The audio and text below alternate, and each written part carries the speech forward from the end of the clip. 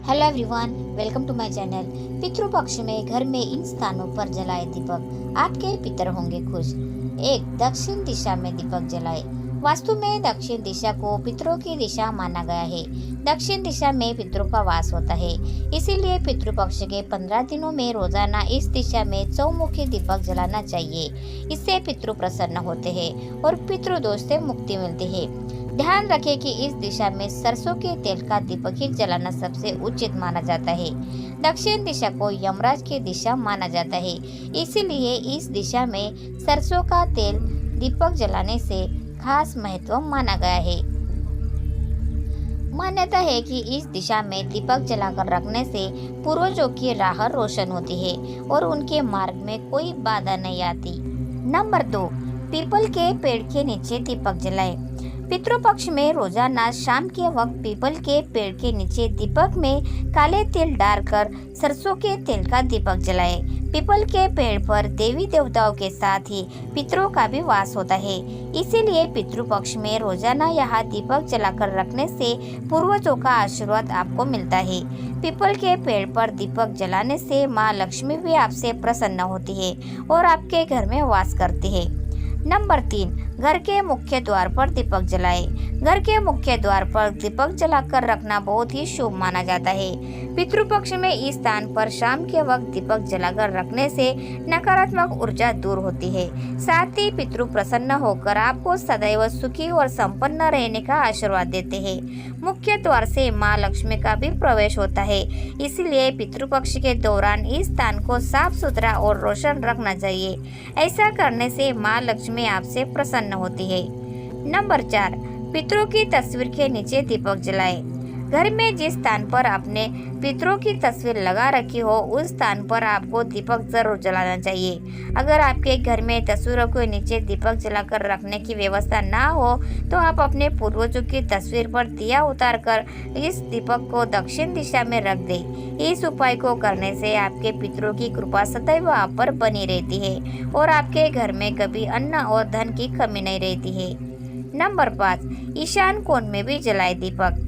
पितृपक्ष के दौरान घर के ईशान कोण में यानी कि अपने घर के उत्तर पूर्व कोने में गाय के घी का दीपक जलाने से भी माँ लक्ष्मी की कृपा बरसती है। इसके अलावा शाम के वक्त किचन में पानी के पास दीपक जलाने से भी पितरों का आशीर्वाद मिलता है और आपके घर में उनकी कृपा आती है।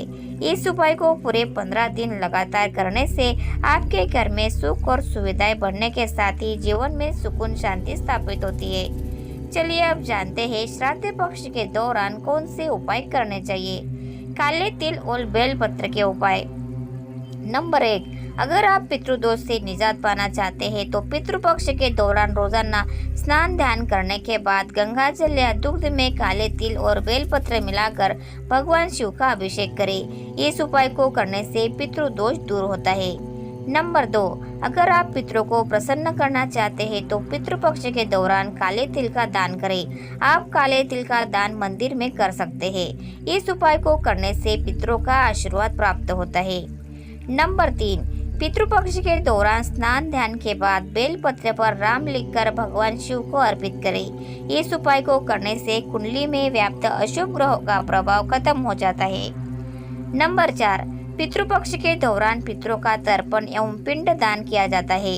अंततः श्राद्ध पक्ष के दौरान घर में बड़े वृद्ध की सेवा और सम्मान करें। उनका दिल न दुखाए और न ही मान सम्मान को ठेस पहुँचाए। नंबर 5, अश्विन माह के कृष्ण पक्ष की प्रतिपदा तिथि से लेकर अमावस्या तिथि तक रोजाना स्नान ध्यान के बाद जल में काले तिल और जौ मिलाकर पितरों को अर्घ्य दे। इस उपाय को करने से भी पितृदोष से मुक्ति मिलती है। चलिए अब जानते हैं पितृदोष के उपाय। पितृदोष को समाप्त करने के लिए घर के दक्षिण दीवार पर अपने पूर्वजों की तस्वीर लगाएं और उनकी तस्वीर के सामने दिया धूप या अगरबत्ती जलाएं। विशेष रूप से ऐसा अगर आप श्राद्ध पक्ष के दौरान करते हैं तो आपको विशेष रूप से लाभ मिलेगा। इसके अलावा पितृपक्ष में रोजाना घर में शाम के समय दक्षिण दिशा में तेल का दीपक लगाएं। ऐसा रोजाना भी कर सकते हैं, इससे पितृदोष खत्म हो जाता है। नंबर 2, पितृपक्ष की शांति के लिए रोजाना दोपहर के समय पीपल के पेड़ की पूजा करें। पितरों को प्रसन्न करने के लिए पीपल में गंगा जल में काले तिल, दूध, अक्षत और फूल अर्पित करें। पितृदोष शांति के लिए ये उपाय बहुत ही कारगर है। नंबर 3, पितृदोष को समाप्त करने के लिए पितृपक्ष में भगवान शिव की रोजाना पूजा करें। 4, पितृदोष के बुरे प्रभाव से बचने के लिए 5 मुखी, 7 मुखी, 8 मुखी और 12 मुखी रुद्राक्ष एक साथ धारण करें।